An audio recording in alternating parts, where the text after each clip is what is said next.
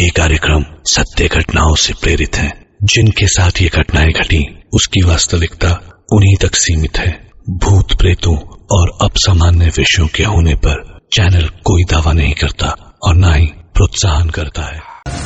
संजय तुरंत उठकर वहां से बाहर भागा, लेकिन दरवाजा बंद पड़ा था। दरवाजा खींच खींच के खोलने की पूरी कोशिश करता रहा। फूटे सर में दर्द उसे होता रहा, खून बहता रहा और दूसरी ओर से गोविंद भी खटखटाता चीखता रहा, लेकिन गोविंद चाह के भी कुछ नहीं कर सकता था। किस्मत शायद संजय को आज बचा रही थी। उसने ऊपर देखा, दरवाजे की चिटखन लगी हुई थी। उसके चिटखन को खोलते ही गोविंद उस पर चीखने लगा। तू दरवाजा क्यों नहीं खोल रहा था? मैं 10 मिनट से खटखटा रहा हूं, चिल्ला रहा हूं और तुझे कोई फर्क ही नहीं पड़ रहा था। संजय तो जैसे आसमान से गिरा। उसे तो लग रहा था जैसे वो करीबन 1 घंटे से अंदर बंद था, लेकिन वो सिर्फ 5 से 10 मिनट ही वहां था।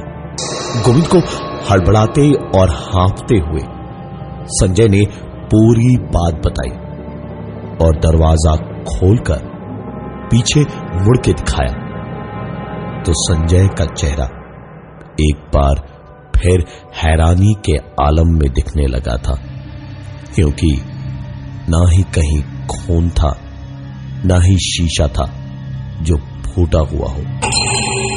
इतना सब कुछ देखने के बाद गोविंद ने कहा, मैं कब से तेरे पीछे पीछे आ रहा था, तुझे पुकारे जा रहा था, लेकिन तुझे कुछ सुनाई दे रहा था कि नहीं?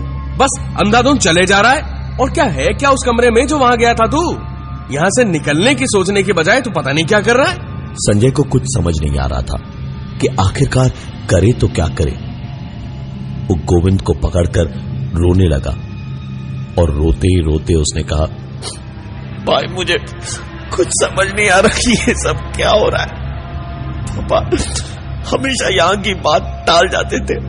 जब कभी मैंने यहाँ आने की बात कही वो टाल गए और मैं अपनी जिद की वजह से यहाँ फंस गया।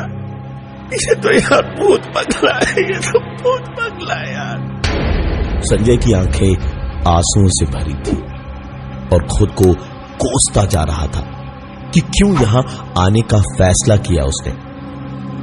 लेकिन अब क्या, अब तो फंस चुके थे यहां। लेकिन गोविंद शायद अभी भी कोई उम्मीद लगाए हुए था। वो संजय पे चिल्लाते हुए बोला, चाहे कुछ भी हो जाए संजय, मैं यहां से निकल के रहूंगा। मैं जीना चाहता हूं। तेरी बेवकूफी की वजह से मैं मरना नहीं चाहता। गोविंद की बात खत्म ही हुई थी कि संजय अचानक पागलों की तरह हंसने लगा और फिर एक बदली हुई आवाज में उसने कहा, ऐसे ही लोगों से तो नफरत है हमें, जो दोस्त बनने की बात करते हैं और दोस्त को नरक में ढकेल देते हैं। और तू अभी अपने दोस्त संजय को छोड़ के भागने की सोच रहा है। संजय ये बोलते बोलते ही गोविंद पर चढ़ बैठा, उसे बुरी तरह से मारने लगा। गोविंद वैसे ही कमजोर था, इतनी मार झेलता भी कैसे। रोता चिल्लाता एकदम से निढाल सा हो गया और हाँफता हुआ किसी तरह खुद को संजय के हाथों से छुड़ा के खांसते खांसते सांस लेने की कोशिश कर ही रहा था, जब एकदम से किसी जानवर की तरह संजय ने उछल के गोविंद की छाती पर एक लात मार के उसे जमीन पर गिरा दिया।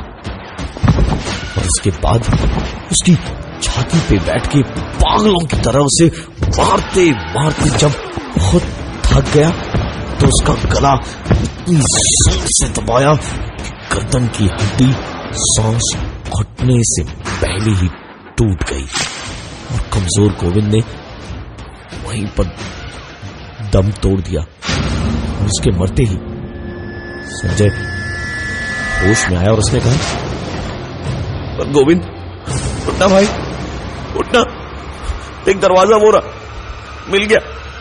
मुझे दरवाजा दिख रहा है, चलना गोविंद, गोविंद चलना रे भाई। लेकिन गोविंद मर चुका था। उसे अब किसी दरवाजे की जरूरत नहीं थी। संजय यकीन नहीं कर पा रहा था कि ऐसा कैसे हो गया, और वो इतना बेकाबू कैसे हो गया था। संजय ने सोचा कि यहां से निकल के मदद बुलानी पड़ेगी। वो उस वक्त दिख रहे उसी दरवाजे की ओर भागा और दरवाजा खोल के सीधा बाहर की ओर भागा।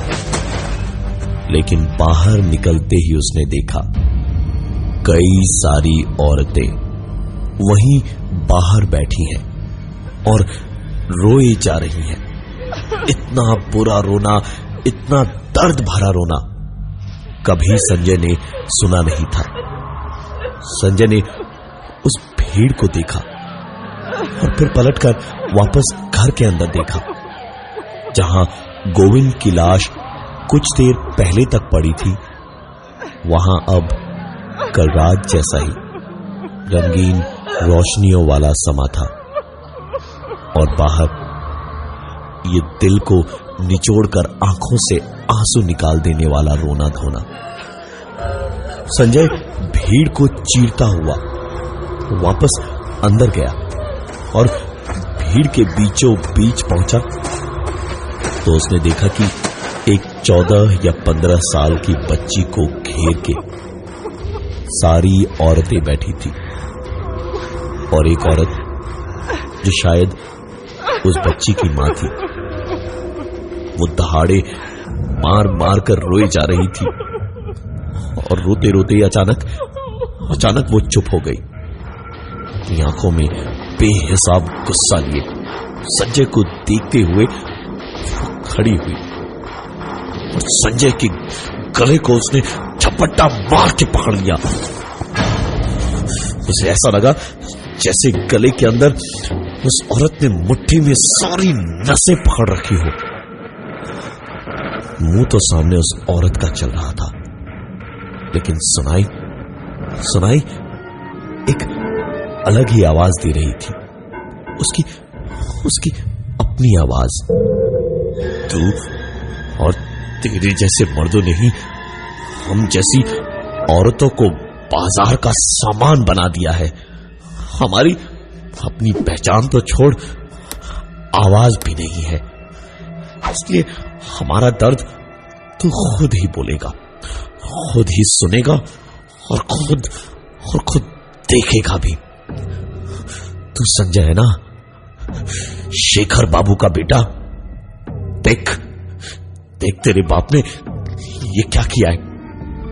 मेरी 15 साल के उस बेटे ने मेरी 15 साल की बेटी को भी नहीं छोड़ा। जब मेरी बेटी नहीं मानी तो पहले जबरदस्ती की, फिर वो चीखी चिल्लाई तो उसे मार डाला।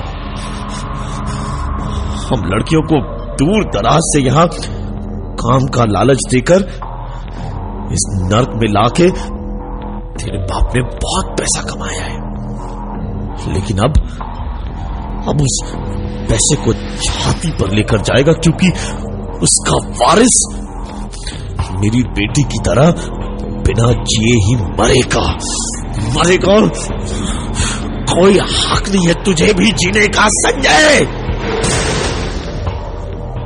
इतना कहते कहते ही वो औरत गुस्से और दुख में चीखने चिल्लाने लगी और बाकी की औरतों ने उस पूरे मकान को केरोसिन तेल से नहला दिया और आग लगा दी।